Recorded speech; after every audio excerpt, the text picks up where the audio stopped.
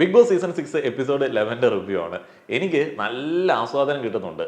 ഒടുക്കത്തെ സാറ്റിസ്ഫാക്ഷൻ കിട്ടുന്നുണ്ട്. ഈ നാട്ടുകാരെ മുഴുവൻ വെറുപ്പിച്ച് അവരിങ്ങനെ വിറള് പിടിച്ച് നടക്കുന്നത് കാണുമ്പോൾ കിട്ടുന്ന ഒരു സുഖമുണ്ടല്ലോ, ഇത് പറഞ്ഞറിയിക്കാൻ പറ്റത്തില്ല. എന്തിനാണ് ഈ നാട്ടുകാർ ഇത്രയധികം പ്രൊവോക്ഡ് ആയെന്നുള്ളത് എനിക്കറിയില്ല. ജബ്രി കോംബോ ഒരു രക്ഷയില്ല. അമ്മാതിരി ക്രിഞ്ചാണ്, ഒടുക്കത്തെ വെറുപ്പിക്കലാണ്. അതിനിടയ്ക്ക് ഗബ്രിയുടെ മറ്റേ ഗെയിം സ്ട്രാറ്റജി, ആൺ പെണ്ണെന്നൊക്കെ പറഞ്ഞിട്ടുള്ള ഗെയിം സ്ട്രാറ്റജി, അത് എൻ്റെ പൊന്നെ സഹിക്കാൻ വയ്യ. എന്നാലും ഈ രണ്ടാൾക്കാരെ കണ്ടിട്ട് മാലോകർ മുഴുവൻ വെറുത്ത് പണ്ടാരോ അടങ്ങി ഓടി നടന്ന് കമൻറ്റ് ചെയ്യുന്നതും വീഡിയോ ഇറക്കുന്നതൊക്കെ കാണുമ്പോഴത്തേന് എനിക്ക് ഭയങ്കര ചിരിയാണ് വരുന്നത്. എന്താണ് അവിടെ നടക്കുന്നത്? ക്രിഞ്ചാണ്. ചാനൽ മാറ്റിയാൽ മതി, അല്ലെങ്കിൽ ഓടിച്ചു വിട്ടാൽ മതി, അല്ലെങ്കിൽ കാണണ്ടാന്ന് വയ്ക്കാം.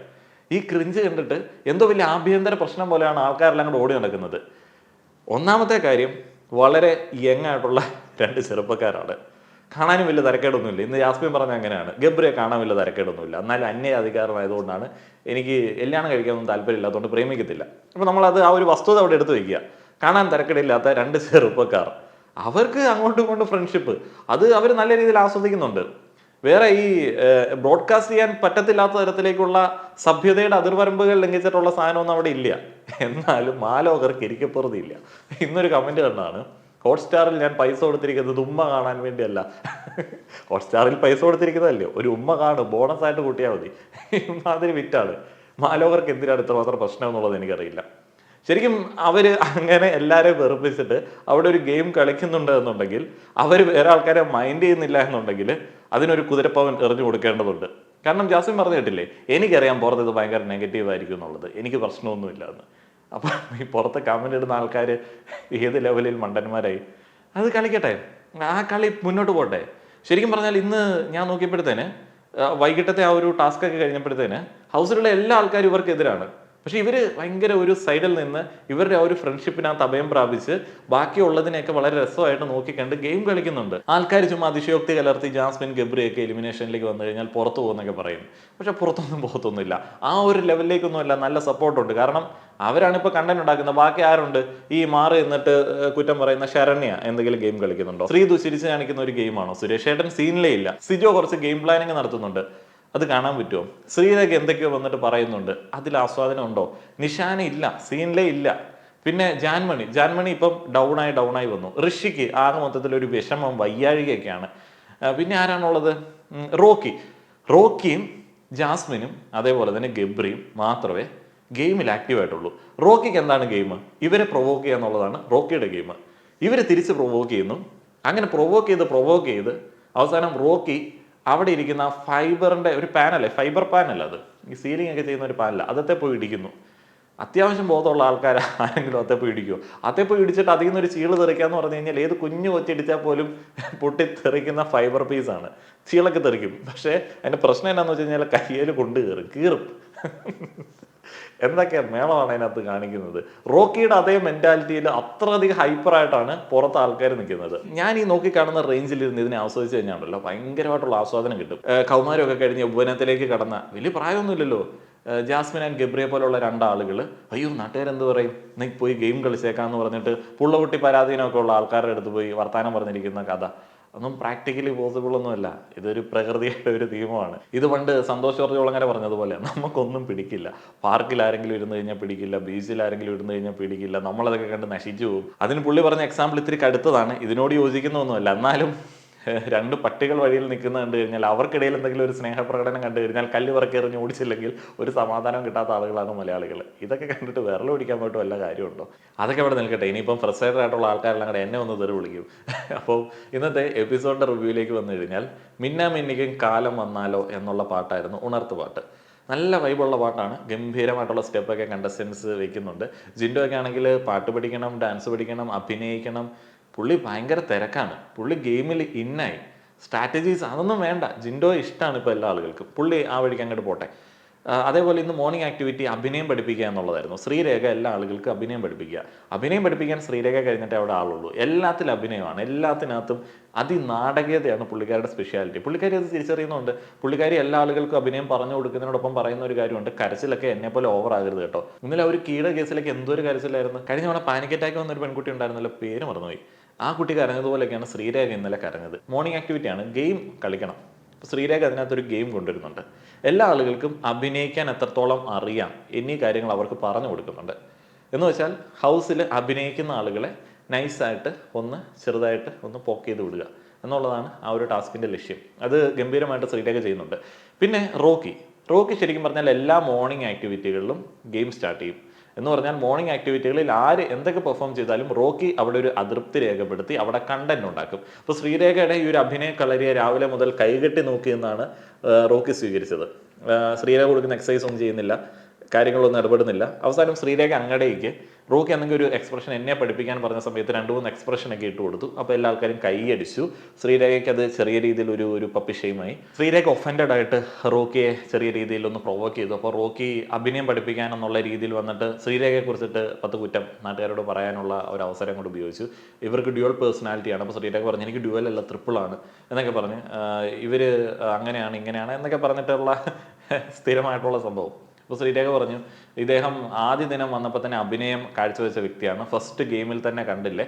പിന്നെ അവർ തമ്മിൽ അങ്ങോട്ടും ഇങ്ങോട്ടുമുള്ള ഒരു അപ്രോച്ച്. എല്ലാ ആളുകളുടെയും അഭിനയത്തെ വിലയിരുത്താനായിട്ടുള്ള ഒരു ടാസ്കും അതിൻ്റെ ഭാഗമായിട്ടുണ്ടായിരുന്നു. അപ്പോൾ ശ്രീരേഖ എല്ലാ ആൾക്കാരുടെ അഭിനയത്തെ വിലയിരുത്തി. നമുക്കറിയാം എങ്ങനെയാണ് എന്നുള്ളത് വളരെ സിമ്പിളായിട്ട് തന്നെ ശ്രീരേഖ പറയുന്നുണ്ട്. ഋഷി ഡാൻസറാണ്, നാച്ചുറൽ ആക്ടറാണ്, സുരേഷ് ഏട്ടൻ ഓക്കെയാണ്, മിതത്വമുണ്ട്, ജിൻഡോ നിഷ്കളങ്കനായതുകൊണ്ട് അഭിനയിക്കാൻ പറ്റുന്നില്ല, സിജോ ഒരു സഹനടൻ വേഷത്തിൽ നിന്ന് നായക വേഷത്തിലേക്ക് കടന്നു വരേണ്ടതുണ്ട്, ശരണി ഒരു ഡാൻസറാണ്, ശ്രീതു എല്ലാവരെയും ചിരിച്ചു കാണിച്ചിട്ട് അവരുടെ മനസ്സിൽ ഇടം നേടുന്ന ഒരാളാണ്, നല്ല നല്ല റോളുകൾ വരാത്തതുകൊണ്ട് അഭിനയത്തിലേക്ക് കൂടുതൽ കടക്കുന്നില്ല, പിന്നെ ഗബ്രി അഭിനയത്തെക്കാളും കൂടുതൽ ഡയറക്ഷനിൽ താല്പര്യമുള്ള ഒരാളാണ്. അപ്പോൾ ശ്രീരേഖ ഉദ്ദേശിക്കുന്നത് ഇന്നലെയൊക്കെ ഉള്ള ഒരു പ്രശ്നങ്ങളൊക്കെ ഗബ്രിയുടെ ഡയറക്ഷനിൽ വരുന്നതാണ് എന്നുള്ളതാണ്. ജാസ്മിൻ അഭിനയത്തിൻ്റെ കാര്യത്തിൽ പിന്നെ പറയേണ്ടതില്ലല്ലോ, അഭിനയം എപ്പോഴും ഉണ്ട്, അത് നമുക്കറിയാവുന്ന ഒരു കാര്യമാണ്. അതേപോലെ പിന്നീട് നമ്മുടെ അപ്സരയൊക്കെ എൻ്റർടൈനറാണ്, അർജുൻ ഒബ്സർവറാണ്, കണ്ണുകൾ കൊണ്ടൊക്കെ അഭിനയിക്കുന്ന ഒരാളാണ്. ഇങ്ങനെയൊക്കെ പറഞ്ഞിട്ടുള്ള ഒരു പരിപാടിയായിരുന്നു മോർണിംഗ് ആക്ടിവിറ്റിയിൽ ഉണ്ടായിരുന്നത്. അതിൻ്റെ ഭാഗമായിട്ടാണ് ഹൗസിൽ പിന്നീട് അഭിനയത്തിന് കൂടുതൽ പ്രാധാന്യം നൽകിക്കൊണ്ട് കുറേയധികം ആളുകൾ അങ്ങോട്ട് ഇങ്ങോട്ടൊക്കെ നടന്നത്. ജിൻഡോ, അതേപോലെ തന്നെ റസ്മിൻ, അങ്ങനെയുള്ള പരിപാടികളൊക്കെ. ജിൻഡോയുടെ ഡാൻസ് പഠിത്തം കാര്യങ്ങളൊക്കെ ഗംഭീരമെന്ന് ബിഗ് ബോസ് ഒന്ന് പ്രോത്സാഹിപ്പിക്കുകയുണ്ടായി. ജിൻഡോ ആകെ അത്ഭുത പരവശനായി പോയി. കാരണം അങ്ങനെ ഒരു സൗണ്ട് ജിൻഡോ പ്രതീക്ഷിച്ചിട്ടേ ഇല്ലായിരുന്നു.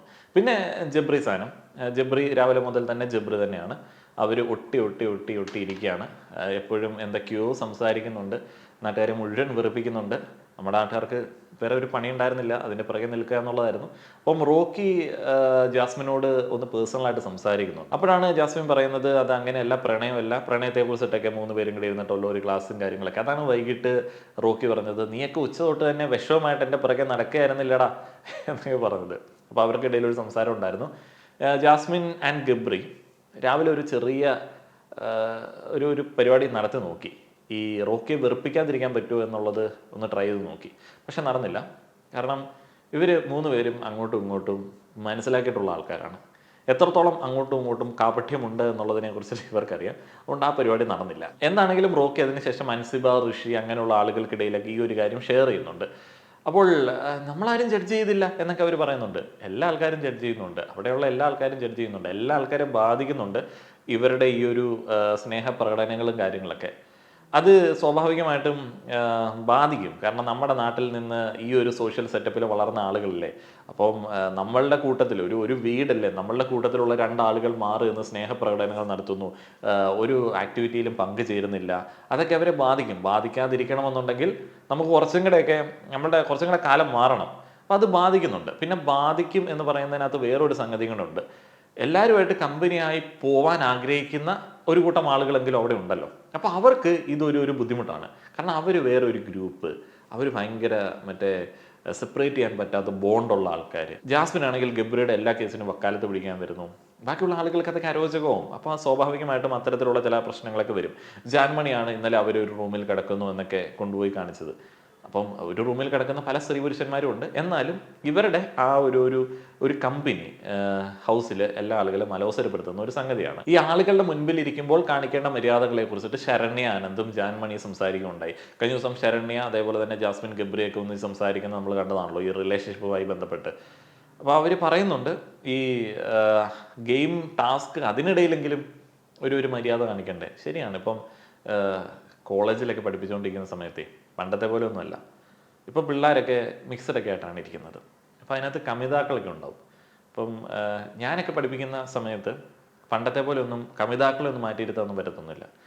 അവർ അവിടെ ഇരിക്കും. അപ്പോൾ അവരവിടെ ഇരിക്കുന്ന സമയത്ത് അവർ സ്വാഭാവികമായിട്ടും പ്രണയത്തിലുള്ള ആളുകളാണ്. അപ്പോൾ അവർ നമ്മുടെ ക്ലാസ്സൊന്നും ശ്രദ്ധിക്കില്ല. അപ്പോൾ നമുക്കൊരു അലോസരം ഉണ്ടാവും. എന്തോ ഈ പിള്ളേർ ഇതൊക്കെ ഒരു മര്യാദ വേണ്ടതെന്നൊക്കെ നമ്മൾ ചിന്തിക്കും, പക്ഷെ പറയില്ല.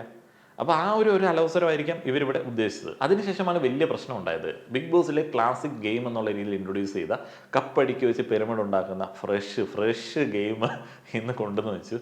അത് ബിഗ് ബോസിലെ ക്ലാസിക് ഗെയിമാണോ അറിയില്ല കേട്ടോ. ശരിയാട്ടോ, പണ്ട് മറ്റേ ബിഗ് ബ്രദർ ഷോയ്ക്കൊക്കെ അകത്താണ് നമ്മളിത് കൂടുതലായിട്ട് കണ്ടിരിക്കുന്നത്. അപ്പോൾ ആ ഒരു ക്ലാസിക് ഗെയിം ഇവിടെ ഇൻട്രൊഡ്യൂസ് ചെയ്തു. അപ്പോൾ നെസ്റ്റ്, ഡെന്ന്, ടണൽ അങ്ങനെയുള്ള ടീമുകളായിട്ട് അവർ തിരിഞ്ഞു നിൽക്കുകയാണ്. പവർ ടീമുണ്ട്, തിരിഞ്ഞു നിൽക്കുകയാണ്. അവരിത് പിരമിഡ് പോലെ ഉണ്ടാക്കുന്ന സമയത്ത് ഒരു ചലഞ്ച് ഉണ്ട്. ആ പിരമിഡിനെ ബോൾ കൊണ്ട് എറിഞ്ഞ് വീഴ്ത്താൻ എതിർ ടീമുകൾ ശ്രമിക്കും. അപ്പോൾ എറിഞ്ഞ് വീഴ്ത്താതെ അത് തകരാതെ ബസർ അടിക്കുന്നത് വരെ നിലനിർത്തുന്ന ആളുകൾക്കാണ് വിജയം. അപ്പോൾ ആ ഒരു എറിയൽ എന്ന് പറഞ്ഞു കഴിഞ്ഞാൽ ഭീകരമായിട്ടുള്ള എറിച്ചിൽ. അപ്പോൾ ആദ്യത്തെ എറിച്ചിൽ ബസർ അടിക്കുന്ന സമയത്ത് തന്നെ ജാസ്മിൻ എറിഞ്ഞിട്ട് ഒരെണ്ണം തകർത്തത് കൊണ്ട് വിജയം നിർണ്ണയിക്കാൻ പറ്റിയില്ല. അപ്പോൾ റീമാച്ച് വെച്ച സമയത്ത് ശരിക്കും ഗബ്രി റോക്കിനെ ഭയങ്കരമായിട്ട് പ്രൊവോക്ക് ചെയ്തത് ഓക്കെയാണ്. നമുക്ക് റോക്കിയെ മനസ്സിലാക്കാൻ പറ്റുന്ന ഒരു അവസരമായിട്ടാണ് ഞാൻ അതിനെ എടുത്തത്. പക്ഷേ പ്രൊവോക്ക് ചെയ്ത ഡയലോഗുകൾ അട്ടർ കുറ എന്നുള്ളതല്ലാതെ വേറൊന്നും പറയാനില്ല. റോക്കിയുടെ ആണത്തത്തെയൊക്കെ ചോദ്യം ചെയ്തിട്ടൊക്കെയാണ് ഇവർ പ്രൊവോക്ക് ചെയ്തത്. അപ്പോൾ റോക്കി എത്ര ഉള്ളൂ എന്നുള്ളത് എനിക്ക് അതിൽ നിന്ന് മനസ്സിലായി. റോക്കി പെട്ടെന്ന് പ്രൊവോക്ഡ് ആവും. റോക്കി എന്ന് പറഞ്ഞു കഴിഞ്ഞാൽ മറ്റേ ആത്മരതിയുള്ള ആളാണല്ലോ. ഞാൻ ഭയങ്കരനാണ്, ഭയങ്കര സംഭവമാണ്, ഞാനാണ് ഇവിടുത്തെ ഹീറോ എന്നൊക്കെയുള്ള ചിന്തയുള്ള ഒരാളാണ്. അപ്പോൾ അയാളെ വില കുറയ്ക്കും തോറും അയാൾ പ്രൊവോക്ഡ് ആവും. അവസാനം അയാൾ എന്തെങ്കിലും പൊട്ടിത്തെറിച്ച് കയ്യിൽ നിന്ന് പോകാനുള്ള എല്ലാ സാധ്യതയുണ്ട്. ആ ഒരു ഇടി ഇന്ന് സെറ്റിനിട്ടായിരുന്നു. അത് അധികം ദിവസമൊന്നും ആയിട്ടില്ലേ. എന്തെങ്കിലും കൈ പോയി കഴിഞ്ഞാൽ റോക്കിക്ക് അത് പണിയായി വരും. അപ്പോൾ അവിടെ ഭയങ്കര പ്രൊവോക്കിങ്. ശരിക്കും ഉള്ള ഊരെടുത്തിട്ട് തന്നെയാണ് റോക്കി ബോൾ വെച്ചിട്ട് അവർക്കിട്ട് എറിഞ്ഞത്. നല്ല വേദന എടുക്കട്ടെ എന്ന് വിചാരിച്ചിട്ടാണ് എറിഞ്ഞത്. പക്ഷെ ഗബ്രിയുടെ പ്രൊവോക്കിങ് കേട്ട് കഴിഞ്ഞാൽ ആരാണെങ്കിലും അവൻ്റെ മോന്ത നോക്കി എറിയും. പക്ഷെ അത് അങ്ങനെ എറിയാൻ പാടില്ല, ബിഗ് ബോസ് ആണല്ലോ. അപ്പം ഫിസിക്കൽ അസോൾട്ട് ആവും. അപ്പോൾ ഈ ഗബ്രി ഈ എയറൊക്കെ കൊണ്ടിട്ട് പിന്നെ എപ്പോഴേ കാർഡ് അങ്ങോട്ട് ഇറക്കിയിടും. എന്നെ ആക്രമിച്ചേ, സ്ത്രീകളെ ആക്രമിച്ചേ. ഭയങ്കര ചീപ്പ് പരിപാടിയാണ്. പിന്നെ വേറൊരു കാര്യമുണ്ട്, പല ആൾക്കാരും ചോദിക്കും ഈ ഒരു സീസണിലെ കണ്ടസ്റ്റൻസിൽ ആരെയാണ് ഇഷ്ടം. ഒറ്റ എറണത്തെ എനിക്കിഷ്ടമില്ല. എൻ്റെ പൊന്നു, കഴിഞ്ഞ തവണയൊക്കെയാണെന്നുണ്ടെങ്കിൽ ഒരു 5 പേരെ ഞാൻ നേരത്തെ അങ്ങോട്ട് പറയാമായിരുന്നു. പക്ഷേ ഇതിനകത്ത് ഒരെണ്ണം പോരാ. അപ്സരയുടെ ക്യാപ്റ്റൻസി അടിപൊളിയാണ്. ആ കുട്ടി അടിപൊളിയായിട്ട് ചെയ്യുന്നുണ്ട്. ഗംഭീരമായിട്ട് ആ ഒരു കാര്യങ്ങളെ കൈകാര്യം ചെയ്യുന്നുണ്ട്.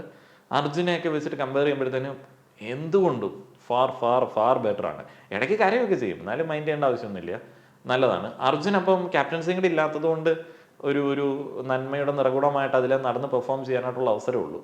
പിന്നെ കഥ പറയുന്ന സെഷൻ ഉണ്ടായിരുന്നു. യമുന റാണി, അതേപോലെ തന്നെ നമ്മുടെ ഋഷി, പിന്നെ ആരായിരുന്നു, പിന്നെ ഒരു സ്ട്രോങ് ആയിട്ടുള്ള കഥ ഉണ്ടായിരുന്നല്ലോ, റസ്മിൻ ഭായ്. അപ്പോൾ ഈ റസ്മിൻ്റെയും ഋഷിയുടെയൊക്കെ സ്റ്റോറി ഓൾമോസ്റ്റ് സെയിം ആണ്. നമ്മുടെ നാട്ടിലെ ഈ ഡൊമസ്റ്റിക് വയലൻസ്, നമ്മുടെ നാട്ടിലെ ഈ സ്ത്രീകൾ അനുഭവിക്കുന്ന പ്രശ്നങ്ങളൊക്കെ മനസ്സിലാക്കണമെന്നുണ്ടെങ്കിൽ ബിഗ് ബോസിലെ സ്റ്റോറികൾ കേട്ടാൽ മതി. എല്ലാ തവണയും പറയാനുള്ളത് സെയിം കഥകളൊക്കെ തന്നെയാണ്. അപ്പോൾ ഇതിനകത്ത് ശരിക്കും ഈ ഫാദർഹുഡിൻ്റെയൊക്കെ ഒരു കാര്യം ഇവർ പറയുന്നത് ശരിക്കും മനസ്സിലാക്കേണ്ടതാണ്. യമുന റാണിയുടെ സ്റ്റോറി ഭയങ്കര ടച്ചിങ് ആയിരുന്നു. അപ്പോൾ ഇന്നത്തെ 3 സ്റ്റോറികളും ഭയങ്കര കാമ്പുള്ള സ്റ്റോറികളായിരുന്നു. ഋഷിയൊക്കെ നല്ല ഡെപ്തുള്ള ഒരു മനുഷ്യനാവേണ്ടതാണ്. അപ്പോൾ ഈ പെരുമാറ്റത്തിലും ഗെയിമിലും കുറച്ചൊരു പക്വത കാണിച്ചു കഴിഞ്ഞാൽ സപ്പോർട്ട് വരും. കാരണം അദ്ദേഹം നല്ലൊരു മനുഷ്യനാണ്. പിന്നെ ഈ സംസാരത്തിലെ സംസ്കാരം, അത് പറഞ്ഞിട്ട് കാര്യമില്ല, അത് വില കൊടുത്ത് വാങ്ങാൻ പറ്റത്തില്ല എന്ന് പറയുന്നത് പോലെ നമ്മൾ വളർന്നു വന്നിരിക്കുന്നത് അങ്ങനെയാണ്. അപ്പം അത് തിരുത്തി പണി കിട്ടിയേ മാറത്തുള്ളൂ. ഇപ്പം നമ്മളെല്ലാം അങ്ങനെ തന്നെയാണ്. പല ആൾക്കാരും വിചാരിക്കും സോഷ്യൽ മീഡിയയിൽ നമ്മളിങ്ങനെ കണ്ടൻറ്റൊക്കെ ഇടുന്ന സമയത്ത് നമ്മൾ ജനിച്ചപ്പോൾ തന്നെ ഇങ്ങനെ പൊളിറ്റിക്കലി കറക്റ്റായിട്ട് വർത്താനം പറഞ്ഞുകൊണ്ടിരിക്കുന്ന ആളായിരുന്നു എന്നുള്ളത്. അല്ല, ഏറ്റവും കൂറ ആയതുകൊണ്ടാണ് മനസ്സിലായത് അതെല്ലാം തെറ്റാണെന്നുള്ളത്. വലിയ കുഴപ്പമില്ലാതെ പോകുമായിരുന്നുണ്ടെങ്കിൽ നമുക്ക് ഇത്രയധികം ഇൻഫർമേഷൻ കിട്ടത്തില്ലായിരുന്നു. നമ്മൾ അത്രയധികം പണി വാങ്ങിച്ച് കണ്ടെടുത്തു എന്നൊക്കെ തിരുത്തി വന്നതുകൊണ്ടാണ് കൂടുതൽ ഇൻഫർമേഷൻ കിട്ടുന്നത്. അപ്പം ഇന്നത്തെ വീഡിയോ കണ്ട എല്ലാവർക്കും നന്ദി. മാക്സിമം കമൻറ്റുകൾ ചെയ്യുക. നന്ദി.